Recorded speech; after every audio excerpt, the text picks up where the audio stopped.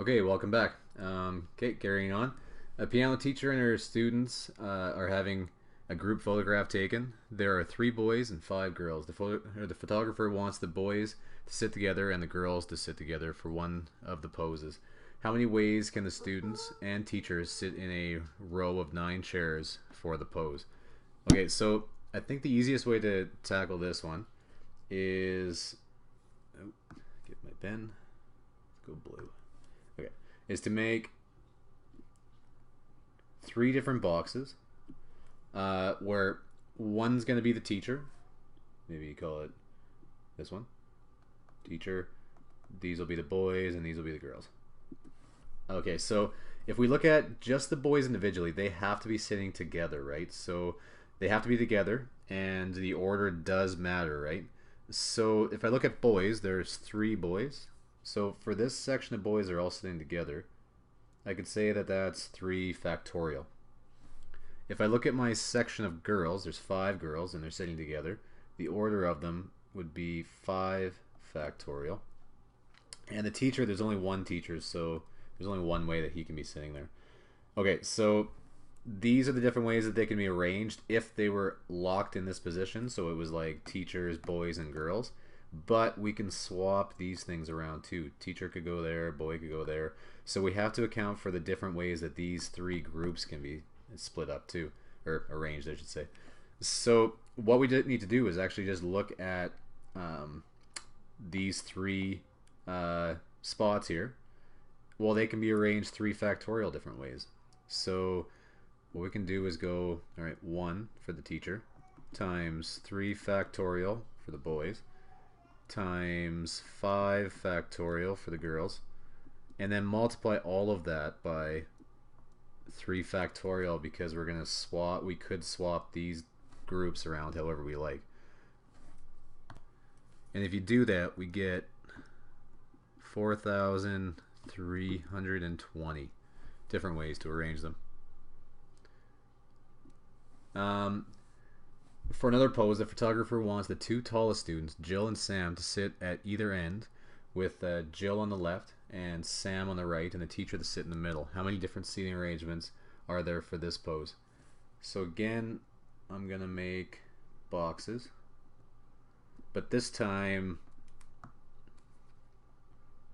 it says that Jill's on the left, right? So the girls are over here.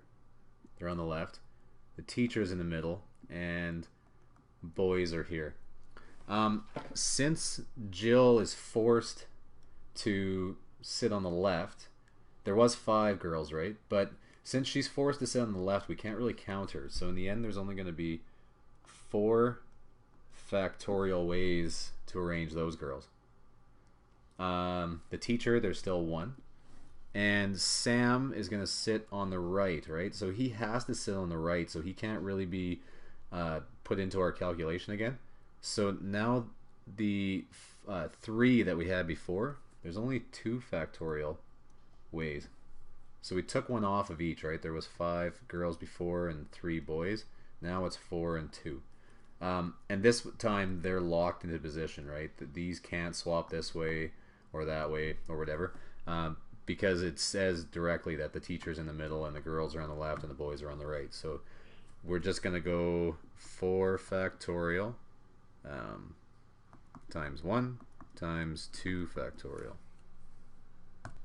which is equal to 48.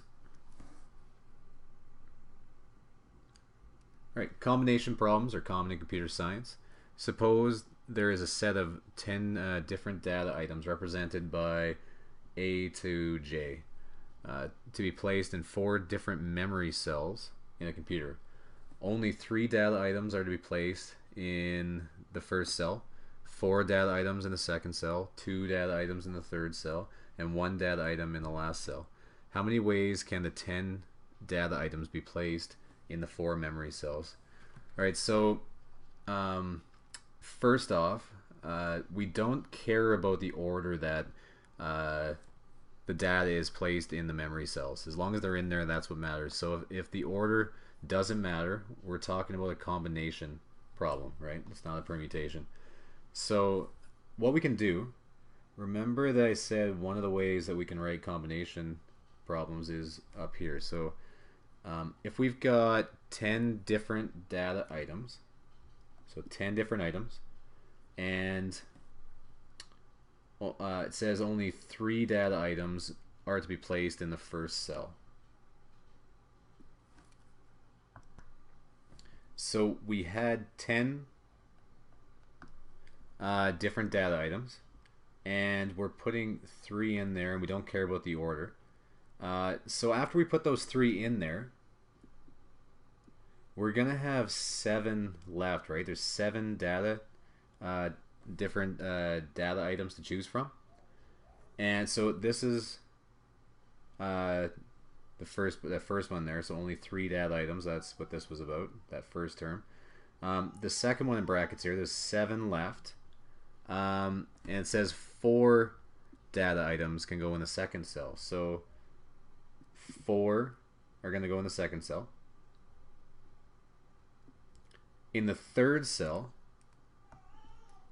well, I've now put 4 more items in there. So what I'm left with is I've only have 3 to choose from now. So in the third cell, only 2 data items can go in there. So I only have 3 that I can choose from now, and 2 are going in there. And then what I have left if I use 2 is I've only got 1 left, and only 1 can go in that last cell.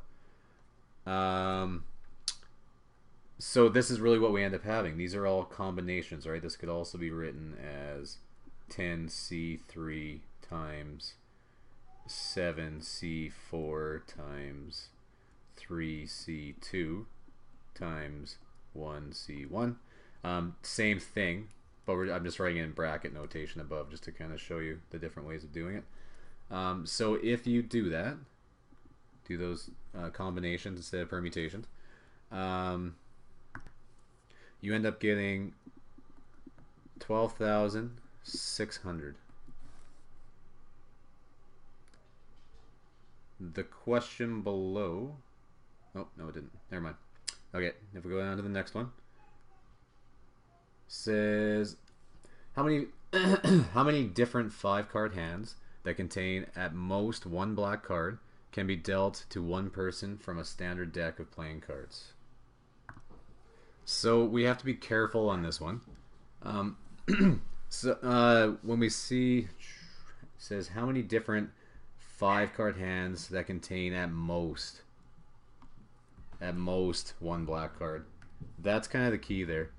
So that could be a 5-card hand with 0. That could also be, or 0 black cards. It could also be a 5-card hand with 1 black card. So since there's 2 cases there, we need to do a case by case. So we could say case 1. Let's say case 1 is as if we have 0 black cards. So if we have 0 black cards, I'm going to say 0C.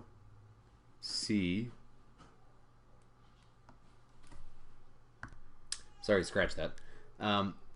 So what we're gonna have is, if you think about it, we have 26 black cards in a deck, right?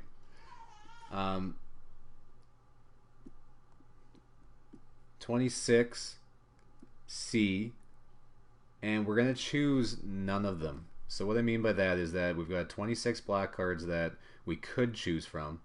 None of them are actually going into my hand of 5. And then I'm going to multiply that by the red cards. There are 26 red cards, and we don't care about the order, so it's C. And there's going to be 5 of them, right? The whole 5-card hand is red cards, so it's going to be 26C0, which is just 1, times 65,780.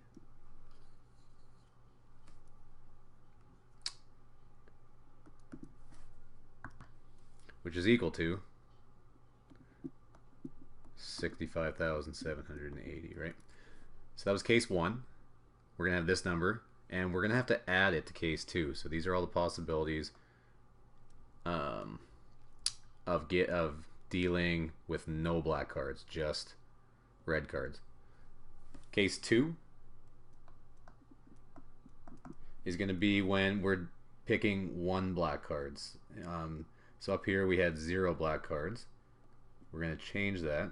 So 26C1. We're going to choose one of them.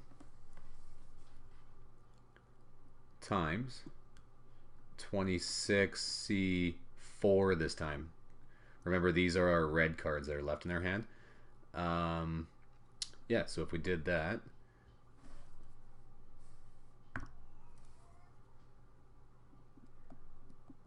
$26 times 14,960. So 26 times that is equal to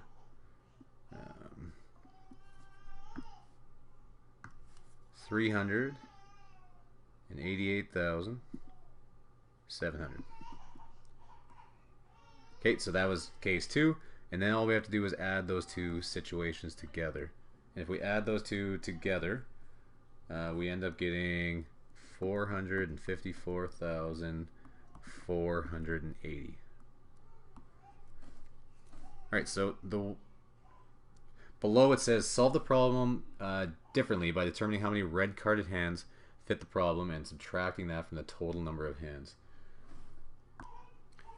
So for this one, we need to find the total number of possible hands using all the cards, and then subtract everything that wasn't a part of this question. So pretty much you can think about it as like subtracting case 3, 4, 5, and 6. So take every possible hand and subtracting those cases, and what we'd be left with is this number. Is kind of what we're hoping for. Alright, so I'll try to do this as quick as I can. So all the cards would be 52C5. So that would be all the cards. Minus, I'm going to put different kind of bracket to kind of just make this easier. So minus, so the situation that one of the situations that we won't have is having 26C3. So that would be choosing 3 black cards. Sorry, you can hear my baby crying, eh? Times the red cards, which would be 26C2, plus 26C. Oh, I messed up. So 26C2 for black cards, because we didn't have that one. We'll go in order. Times 26 for the red cards, C3, plus 26C3, so this would be as if there was 3 black cards, times 26C2, so pretty much the same thing, just the opposite, plus 26C4, so 4 black cards, times 26C1, 1 red card, plus 26C5, so all black cards, times 26C0, no red cards. Okay, so if we take this number and subtract everything that wasn't these cases, this would end up looking like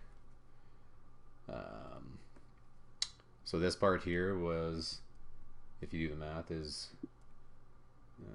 this number, that's an 8,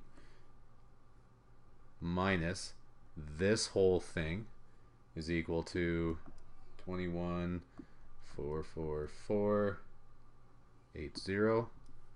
And if you do that, you end up getting the same answer as above. You get 4,544,80. So a different way of doing it, taking everything and subtracting what you aren't looking for. So that's an indirect method of finding it. Okay, sorry for the long video. I'll see you guys in class.